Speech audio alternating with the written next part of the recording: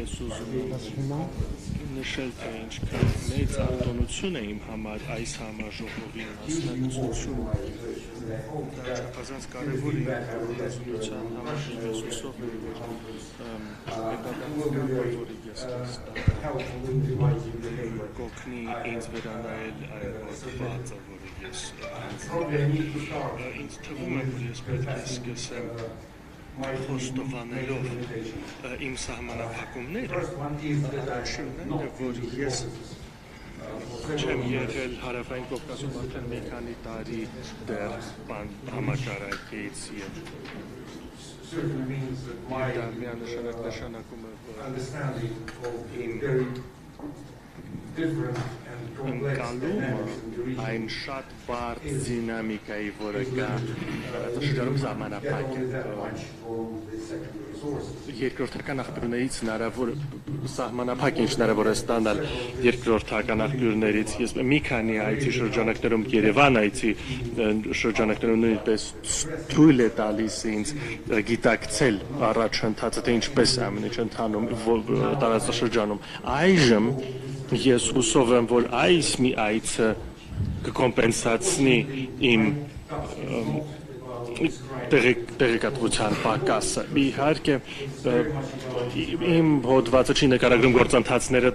Կովկասում այն ավելի շատ նկարագրում է ռուսական քաղաքականությունը ռուսական մոտեցումը տարածաշրջանում եւ այդ պատճառով այո ես ուսումնասիրում եմ ռուսական քաղաքականությունը շատ մոտիկից արդեն երկար տարիներ եւ վերջին 3 տարվա ընթացքում իմ քննադատողական մտածողությունը ձեռք է բերել նոր եզր իմ համար այլևս անհնարին է ներկայացնել հավասարակշռված օբյեկտիվ վերլուծություն, որովհետև իմ կարծիքով ագրեսիայի հանցագործությունը եւ չկա միջին տեղանք, հնարավոր չէ այն արդարացնել, հնարավոր չէ այն բացատրել եւ վերջին 3 տարվա ընթացքում իմ գրվածներից շատերը հավասարակշռված չէին, հավասարակշռված գնահատական չէին։ Իմ մոտ կա այն տպավորություն է, որ ես ինքս պատերազմ եմ վարում, իմ շատ փոքր խրամատից եւ ինձ թվում է որ ես գիտեմ թե ովքեր են դաշնակիցները եւ ովքեր են թշնամիները իմ մոտ տպավորություն է ստեղծում եւ որ ես մասնագիտորեն օբյեկտիվ չեմ ես մասնակցում եմ եւ դա փոխում է իմ ընկալումը դուք եւ ես այդ պատճառով դուք պետք է բախվեք դրա հետ եւ ես դա չեմ փորձում թաքցնել եւ չեմ փորձում ժխտել դա ես խոստովանեցի մենք վերջացրեցինք իմ խոստովանումը եւ թույլ տվեք ինձ սկսել այն կետով, որը շատ Կովկասի վերլուծության շրջանակներում շատ հաճախ է նշվում, դա պոլիտիկան է եւ դա այն ոսպնյակն է, որի միջով ուսումնասիրվում են բազում գործընթացներ եւ բացատրվում են գործընթացները այս տարածաշրջանում։ Շնորհակալություն, ներեցեք։ Շատ հաճախ դա միակ ոսպնյակն է այս տեսակետի համար։ Իմ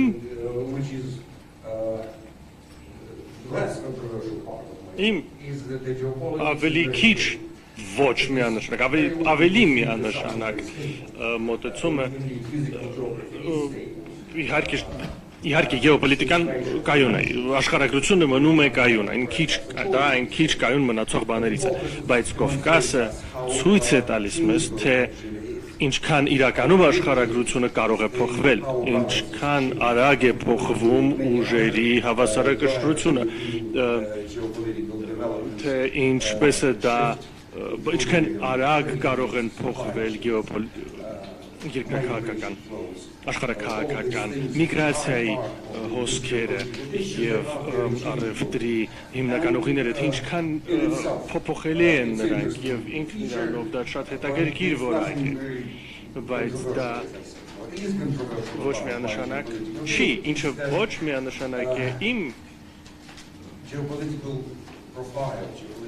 աշխարհակահաղական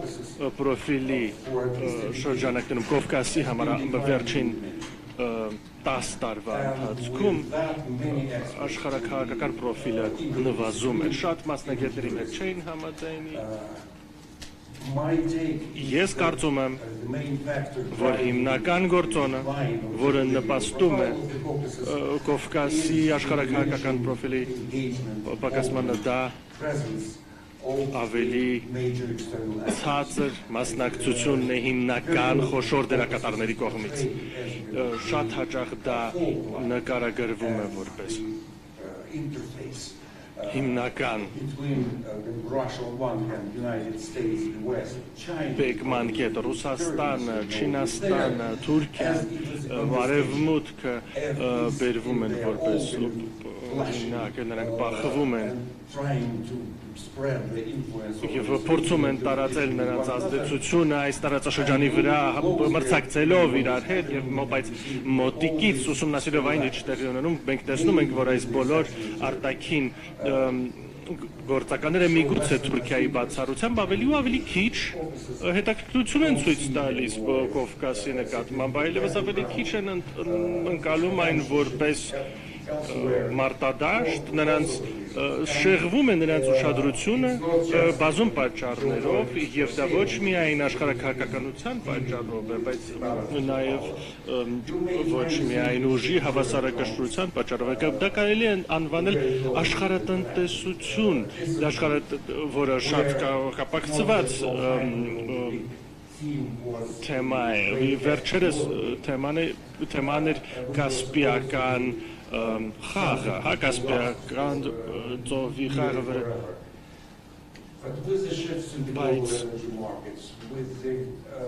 բայց շուկաների փոփոխության հետ միասին կանաչ էներգիայի փոխարման հետ ընթացքում կասպիական նավթի հոսքը մնում է այդտեղ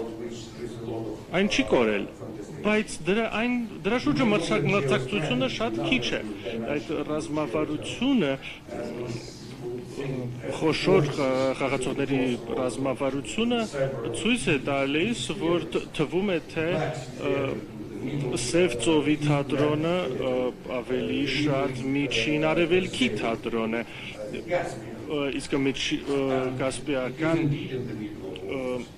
թատրոնը իհարկե նույնպես դառնում է միջին արևելքի թատրոն բայց եւ նրանք այդտեղ են դա հնարավոր չէ հերքել բայց ասածս ինչ է այս թատրոնների մեջ մրցակցությունը իրար հետ չի բախվում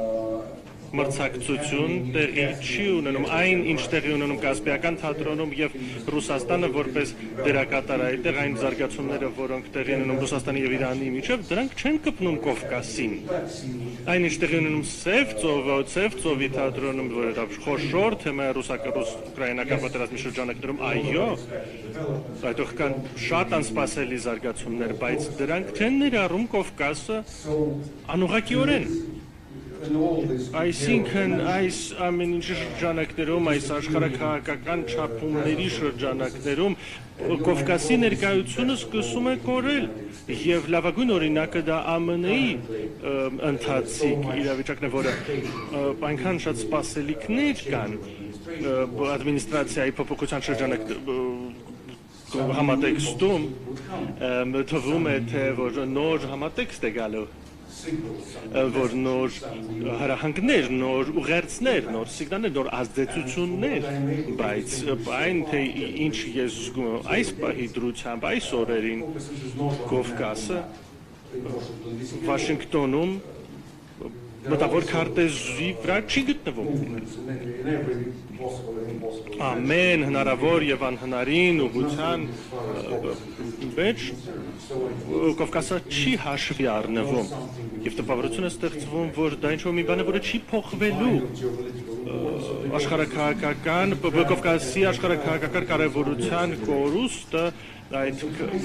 արտահայտորեն ցույց է տալիս այս տարածաշրջանի կարևորությունը խոշոր ուժերի աչքերում եւ դրա ակնարկն նաեւ այն է որ փորձագետների վերլուծության մեջ լարման անկում ես մի քանի տարի է որ Կովկասում եւ ես ուսումնասիրում եմ գրականությունը եւ այս իմ հոդվածի սևագիրը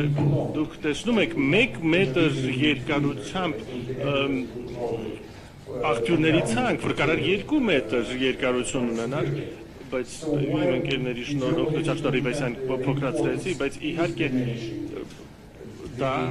կարևորությունը Կովկասի կարևորությունը պակասում է բայց փորձագետների վերլուծության ծավալը չափազանց մեծ է այն մնում է չափազանց մեծ շարունակում է մնալ շարունակում է ընթանալ եւ մենք տեսնում ենք այս խաչմերուկի վերլուծության կարևորությունը եւ դա որպես վերլուծության աղբյուր ես մի բանի հետ մենք շատ տարաձայնություններ ենք լսելու այս համաժողովի ընթացքում այդ հարցերի շուրջ հենց այդ պատճառով ես պրովոկատիվ արտահայտություններ եմ տալիս որովհետեւ ես դրանք սիրում եմ ավելի շատ քան լուծումներ Առաջ անցնելով ես փորձում եմ դիտարկել թե ինչպես Ռուսաստանի քաղաքականությունը Կովկասում փոփոխվել է վերջին 10-ից 12, միգուցե 15 տարվա ընթացքում եւ ինչ մենք կարող ենք տեսնել այս պահին Մոսկվայում դա այն է Իհարկե փորձագետների վերլուծության պակաս չկա արևմտքում, բայց Կովկասը ներկա է քննարկումներում, ներկա է մնում եւ գործողությունների շրջանակներում չպակասում եւ մենք տեսնում ենք, որ Ռուսաստանի կառավարության համար օրինակ կենտրոնական Ասիան պատերազմի պատճառով նաև ավելի լուրջ կարևորություն է ձեռք բերել, դա այն գտնվում է տարածաշրջանում, որտեղ նախագահ Պուտինը շարունակում է ճամփորդել եւ վերջին մի քանի տարվա ընթացքում ինքը արել է մի քանի այց կենտրոնական Ասիայի ավելի շահաճախ քան իր կառավարման տարիների նախորդ կառավարման տարիներին ես շատ չեմ աշխատում կենտրոնական Ասիայի մասին եւ այս հոդվածը ամբողջ սովետական տարածաշրջանի մասին չէ բայց եւ միանշանակ կենտրոնական Ասիան չի ընդգրկում հարավային Կովկասը բայց այնինչ նախորդել է պատերազմին դա մի այլ ժամանակաշրջան է թվում է թե անցել են դարեր, տասնամյակներ, պատերազմը նոր է սկսվել, բայց տպավորություն կա, որ մի տասնամյակ է անցել արդեն։ Ես չեմ խորանալու պատմական, ես չեմ ուզում պատմական հնարավորությամբ զբաղվել, բայց ես ուզում եմ մի բան ասել։ Այս պատերազմի համատեքստից մի քիչ դուրս։ Սկզբում համաճարակներ եւ Ռուսաստանի սկզբունքն այն էր, որ դա Ռուսաստանի միջազգային ներգրավվածության ուժեղացման հնարավորություն է, որ ինքը զարգացնի իր փափուկ ուժը այս սպառնալիքի շրջանակներում, բայց նրանք բաց թողեցին այդ հնարավորությունը ամբողջությամբ։ Ռուսաստանում նրանք շատ վատ աշխատեցին այդ թեմայի հետ եւ Ռուսաստանի դերը ուժեղացումը հետսովետական տարածաշրջանում Ռուսաստանի դերը ուժեղացնելու հնարավորությունը բաց է թողնվել։ Իմ երկրորդ կետն այն է, որ այդ ժամանակաշրջանում, որը նախորդել է Ուկրաինայում պատերազմ, մի միտում սկսեց հայտնվել իհարկե այն թաքնված էր բազում շերտերի տակ, քաղաքական կամուֆլաժի շերտերի տակ, բայց դանդաղորեն Ռուսաստանը նահանջում էր Թուրքիայի ճնշման տակ։ Իմ գործընկերները ավելի շատ կխոսան դրա մասին, բայց ես ուղղակի ուզում եի նշել, որ այս միտումը սկսվել է Լիվիայում 2019 թվականին, երբ Թուրքիան կանգնեցրեց իր հարձակումը Վագների խումբը կանգնեցրեց իր հարձակումը Տրիպոլիում եւ Էրդողանի բանակցությունները Սիրիայում հրադադարի մասին նշանակում էին, որ Իդլիբը հասանելի չէ ոչ Ռուսաստանին եւ Ասադի ռեժիմը շարունակում էր իր գործունեությունը եւ այդ միտման ամենաուժեղ արտահայտումն դա իհարկե Կովկասում պատերազմն էր 2020 թվականին, որը բավական շոկային էր Ռուսաստանի համար։ Թե ինչքան ուժգնային էր այն, թե ինչքան արագ էր այն զարգանում, թե ինչքան մեծ էր Թուրքիայի դերը, որոշիչ դեր այդ պատերազմի ավարտում եւ միտումը շարունակվում է։ Անհատական հարաբերությունները այդ երկու առաջնորդների միջև ունեին իրանց լավ եւ վատ պահերը, բայց Ռուսաստանի նահանջը Թուրքիայի ճնշման տակ իմ կարծիքով դա մի բան է, որը մենք պետք է միանշանակ հաշվի առնենք մինչև ուկրաինական պատերազմի սկիզբը, որը տեղի ունեցել թվում է թե տասնամյակներ առաջ երկար պատերազմը եւ դա իհարկե շատ է ազդում ռուսական քաղաքականության վրա, այն շատ բան է փոխում, այն լիքը բան է փոխել եւ շարունակում է լիքը բան փոխել ռուսական միջազգային դիրքորոշման մեջ։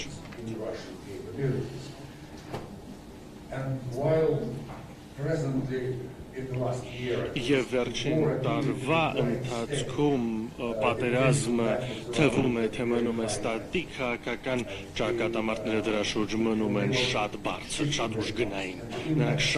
շատ արագ փոխվում են եւ նրանք վերլուծությունները շատ տարբեր են։ Պատերազմի սկզբում դա շոկային էր, թվում է, թե տեղի ունեցողը անհնարին է։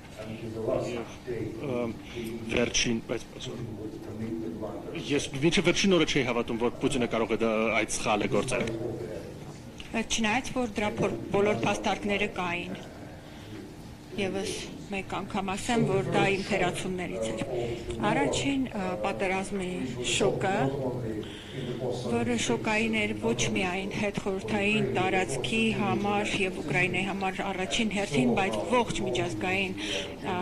աշխարհակարգի համար եւ մենք տեսանք առաջին իսկ արձագանքը ՄԱԿ-ի գենասամբլեայի եւ մենք տեսանք, թե ինչպես ուժգնորեն դապարտվեց ագրեսիան, սկզբնական շոկը կայանում էր նրանում, որ Ռուսաստանը ի վերջո իրագործեց գերակշռող ուժ, Ռուսաստանը, որը ռազմական գերուժ է եւ հանկարծ այդ մյութոսը իջիկ դարձավ մի քանի ամիս հետո, երբ մենք տեսանք, որ վայրագությունների եւ բռնության ընթացքը ինչ որ պահին բեկվեց, մենք հասկացանք, որ դա այն պահն էր, երբ կովկասյան պետությունները հասկացան, որ պատերազմը ինքնին իսկ նոր հնարավորություններ է եւ Ռուսաստանը կարող է երկար ժամանակով այդ պատերազմը վարել եւ այն կարող է նաեւ իր ուժը տարածել եւ Ռուսաստանի հնարավորությունը այդ իր ուժը տարածելու Կովկասյան տարածաշրջանի վրա էապես նվազել է։ Ի վերջո դա բերեց նաեւ մատակարարման ցանցերի փոփոխությանը դեպի Ռուսաստան սանկցիաների պատժամիջոցների պատճառով, որոշ սանկցիաներ օրինակ ընձեռնեցին հիանալի տնտեսական հնարավորություններ որոշ հետխորհրդային հանրապետությունների համար, Կիրգիզիան էապես շահեց, բայց նաև մենք տեսանք, որ Կովկասում հանկարծ որոշ ապրանքատեսակների կամ կարելի ասել գրեթե ամեն ինչի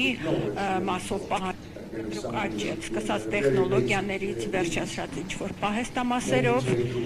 եւ որոշ առևտրային ճանապարհներ Մոսկվայի համար ուղղակի փակվեցին, որոշ երկարամյա համագործակցության օրինակներ պարզապես իջիկ դարձան եւ կովկասյան պետություններից որոշները շահեցին այդ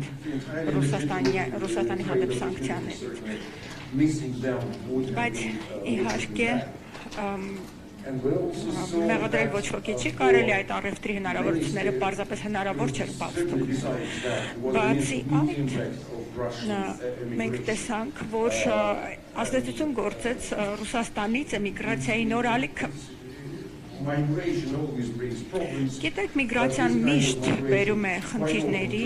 բայց նմանատիպ միգրացիան նաև բերում է իր հետ որոշ առավելություններ, որովհետև Ռուսաստանից դուրս եկան առավել կրթված, առավել հմուտ մարդիկ, որոնք վերադասավորեցին իրենց գործնական կապերը եւ վերսկսեցին նոր կյանք այլ երկրներում, շատերը իրենցից բնակվեցին Վրաստանում եւ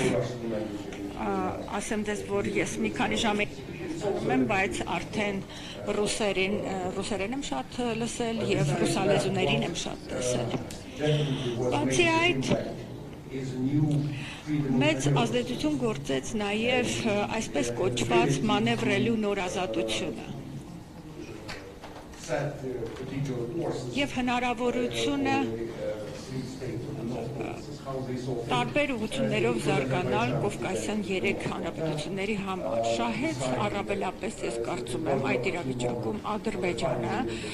իր համար դա հնարավորություններ վերջնական լուծումը տալ Լեռնային Ղարաբաղի խնդրին եւ դուրս մղելու ռուս խաղաղապահներին այդ տարածաշրջանից առանց մեծ առարկումների։ Դա մի նշան էր, եւս մեկ նշան էր վերջերս տեղի ունեցած Ռուսաստանի եւ Ադրբեջանի մեջ բարձր ինտենսիվություն ունեցող քաղաքական վեճը, որը կապված էր այն ինքնաթիռի հետ, որին խոցեցին ռուսական հրետանավորները եւ այն քենը, որ Ալիևը քշեց Մոսկվայի հանդեպ,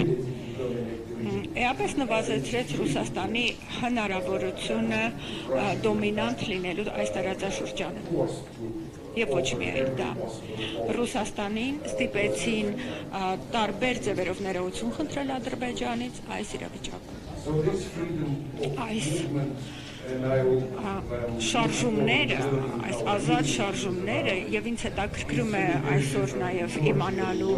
թե ինչպես է Հայաստանում զարգացումը տեղի ունենում։ Ռուսաստանում իհարկե ավելի սուր է ընկալվում ռուսաստանյան ռիսկի գործոնը, քան երկու այլ կովկասյան երկրներում, որովհետև Վրաստանում Ռուսաստանի պատերազմական մեքենան ավելի բարձր ռիսկայնությամբ է հղի եւ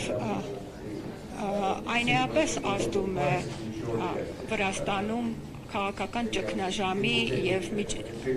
հերթականության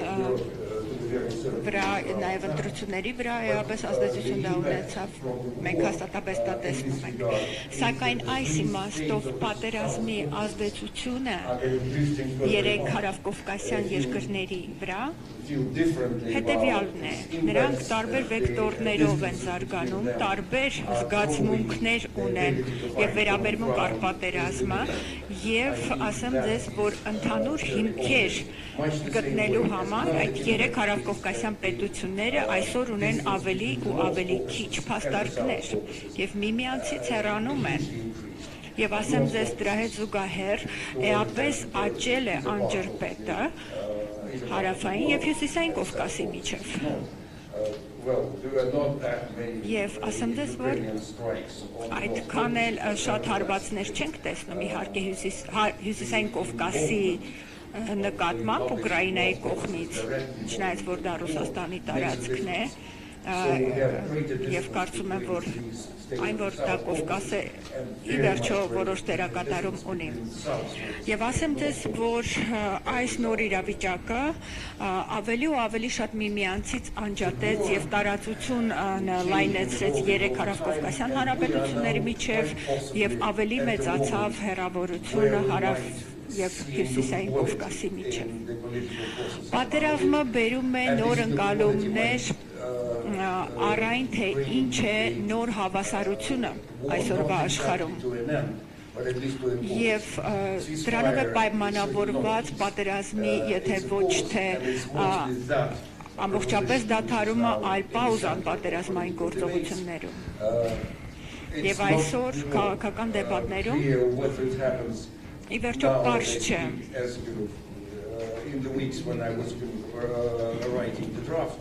Եվ ասեմ ձեզ, որ երբ ես գրում էի իմ բանախոսությունը այս կոնֆերանսի համար, այդ շաբաթվա ընթացքում էլ մենք տեսանք շատ զարգացումներ, մենք տեսանք ընդհանրապես ոչ արգասաբեր հեռախոսազրույց Պուտինի եւ Տրամպի միջև, այնուամենայնիվ կարծում եմ, որ խելամիտ կլինի ասել, որ հնարավոր է, որ լինի դադար պատերազմ եւ եկեք տեսնենք, թե ինչ այն կբերի Շատ իմաստներով դժվար է ակնկալել դրականը եւ կարող ենք ասել, որ 3 տարվա պատերազմի ընթացքում իմ ինստիտուտը եւ շատ այլ մտավոր կենտրոններ երկար են մտածել, վերլուծել եւ փորձել ինչ որ ձև պատկերացնել այն ճարտարապետությունը, որը կլինի հետ պատերազմյան շրջանում various aspects of Zelensky's peace plan, which is now probably... Եվ մենք մասնավորապես վերլուծում էինք Զելենսկու խաղաղության պլանը, որը այսօր գրեթե մոռացված է, վերլուծում էինք ընտրությունները շատ եվրոպական եւ գլոբալ գործընկերների մոտ, այդ գործոնն էինք փորձում հաշվարկել եւ մեդիայի կողմից այն ուշադրությունը, որին արժանանում էին այդ ընտրությունները, բայց ամենակարևորը իհարկե խաղաղությունն է, խաղաղություն արդար հիմունքներով։ Իսկ այսօր մենք տեսնում ենք, որ ի վերջո ձևավորվում է ոչ այնքան խաղաղություն, ոչ այնքան արդար խաղաղություն, որը շատ հեռու է խաղաղության մասին մեր պատկերացումներից եւ շատ հեռու է մեր սպասելիքներից։ Եվ եթե արդար եւ կայուն խաղաղությունը հնարավորություն կտար մտածելու, որ Եվրոպայի անվտանգության ճարտարապետությունը կարող է վերականգնվել Ռուսաստանի հետ միասին, վերակառուցվել այնպես, որ Ռուսաստանը դառնա այդ գործընթացի մասնակից եւ վերսկսվեն տնտեսական կապերը Եվրոպայի եւ Ռուսաստանի միջեւ, ապա այսօր մենք արդեն տեսնում ենք մի այլ հեռանկար, որ Եվրոպայի անվտանգային համակարգը կարող է միայն կառուցվել եւ գործել ընդդեմ Ռուսաստանի։ Ես ասեմ, որ շատ ջանք եմ գործադրել, փորձելով այս գաղափարը տարածել, բայց ասեմ ձեզ, որ սա է կյանքի փաստը։ Եվ այս փաստից բխում են շատ այլ հետևանքներ, ներառյալ զսպման ռազմավարությունը, որը պետք է վերաձևավորվի, ներառյալ այն, թե կարողանա արդյոք Եվրոպան միացյալ ձևով հանդես գալ, որովհետև մենք այսօր տեսնում ենք աննախադեպ պառակտումներ քաղաքական մակարդակում Եվրոպայում, ամեն համաժողովից հետո, ամեն հանդիպումից հետո մենք դա տեսնում ենք։ Եվ այստեղ ավելի ու ավելին ամրապնդվում այն կարծիքները, որ Եվրոպայի ռազմավարական ինքնավարությունը կարող է խախտվել, բայց ասեմ ձեզ, որ այս քաղաքական իրողության մեջ մենք այնուամենայնիվ փոքր հույս տեսնում ենք, որոնք են Կովկասի հետևանքները։ Իդեպ կարծեմ 3 րոպե դեռ ունեմ, ժամանակի մասին հիշում եմ։ Որոնք կարող են լինել հետևանքները Կովկասի համար։ Այս նոր իրավիճակում իհարկե Ռուսաստանի համար հիմնական խնդիրը կմնա այս նոր էներգիայով լցված Եվրոպայի հետ հակադրությունը եւ նոր վերազինված Ուկրաինայի հետ հակամարտությունը, որովհետեւ մենք տեսանք, որ մարտական հնարավորությունները Ուկրաինայի եւ նրա պատերազմելու ունակությունը դեռ շարունակական է։ Ռուսաստանը նույնպես ձգտում է վերակառուցել իր տնտեսությունը, այնպես որպեսզի վերականգնի իր զինված ուժերը, որոնք այսօր դեգրադացված վիճակում են, հանցային էլեմենտներով լի են եւ շատ հեռու են այն մարտական ուժից, որ Ռուսաստանը ուներ դեռ 3 օր առաջ։ Բայց այս իրավիճակում, երբ ոչ պատերազմ է, ոչ խաղաղություն, շուտով դա կլինի, Մենք տեսնում ենք արդեն տարածվող վտանգը Ռուսաստանի կողմից դեպի Եվրոպա, ոչ միայն դեպի Ուկրաինա, եւ այստեղ արդեն Ռուսաստանի կառավարությունը տարբեր ներքին եւ արտաքին ճնշումների հետևանքով պետք է փորձի իր ուժը գործադրի այնպես, որ ինչ որ տեսակի հաղթանակ, ինչ որ տեսակի հաջողություն այն ստանա։ Եվ այստեղ ամենահեշտ ձեռքբերումը կլիներ Վրաստանը։ Հաստատ Վրաստանը այդ մասին տեղյակ է եւ պարզ է, որ այստեղ եթե Վրաստանը որպես տրոֆեյ Ռուսաստանը վերցնի, ապա ոչ Եվրոպան, ոչ Ամերիկան առարկություններ չեն ունենա։ Հիշեցնեմ, որ Աբխազիան այն վերքն է, որը չի մոռանում ոչ միայն Վրաստանը, այլև Ռուսաստանը։ Եվս մեկ խնդիր այս տարածաշրջանում, որտեղ պետք է սևեռենք մեր ուշադրությունը, դա Չեչնյան է, որտեղ Ռամզան Կադիրովը ակնհայտ պատերազմի շահառու է, նա էապես ուժեղացրել է իր ռազմական կարողությունները եւ իր զորքերը, ինչպես գիտենք, ունեցել են մարտական փորձ առանց էական կորուստների եւ դա թույլ է տվել Չեչնիային եւ իր ղեկավարին կառուցել իր նոր վստահությունը, բայց դա նշանակում է նաեւ, որ Չեչնիան նոր կարողություններ է աճեցրել, որ կցանկանա ինչ որտեղ կիրառել։ Դա էլ է որոշակի ռիսկ Չեչնիայի մասով։ Իմ վերջին նկատառումներից մեկը շատ իրարամերժ նկատառում է, այն վերաբերում է Ռուսաստանի իմպերիալիզմի եւ կոլոնիալիզմի մասին նարատիվին, որը իհարկե աճող կարևորություն է ունենում ուկրաինական պատերազմում եւ այն, որ Ռուսաստանը այսօր կառուցում է իր քաղաքականությունը իմպերիալիստական էքսպանսիայի հիմունքների վրա, բոլորը այսօր ընդունում են որպես աքսիոմա։ Ես չեմ կարծում, որ մենք այս նարատիվ վառ տեսնում ենք Կովկասում։ Ես չեմ տեսնում, որ Մոսկվան Կովկասում այդքան ֆիքսված է սովետական միությունը վերականգնելու վրա, դառնալու այս տարածաշրջանի հեգեմոն ուժը։ Ես դա չեմ տեսնում։ Եվ միգուցե այստեղ շատ ձևավորվում է դեպության հիման։ Փորձեմ ավելի ու ավելի շատ արձակել իմ վերջին ինչ ուզում եմ ասել այս պրեզենտացիայի մեջ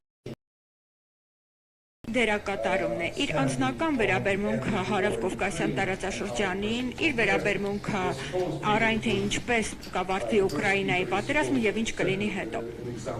Առաջին խոսնակը մեզ ցույց տվեց ժամանակի մեջ տեղավորվելու փայլուն ունակությունը եւ կարծում եմ, որ ես էլ ժամանակը սպառեցի,